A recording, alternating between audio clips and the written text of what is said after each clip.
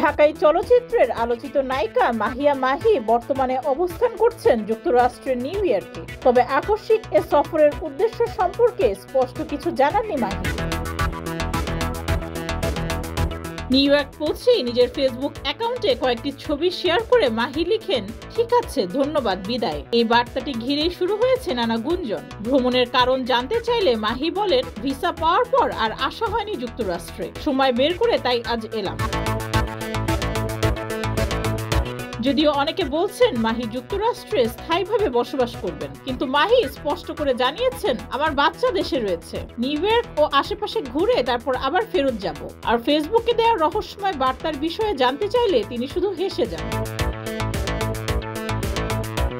2016 সালে মাহি ব্যবসায়ী পারভেজ মাহমুদ অপুকে বিয়ে করেন। সেই সম্পর্ক টিকেছিল 5 বছর। পরবর্তীতে 2021 সালে গাজীপুরের রাজনৈতিক ব্যক্তিত্ব রাকিব সরকারকে বিয়ে করেন মাহি। তাদের সংসারে জন্ম নেয় পুত্র সন্তান ফারিস।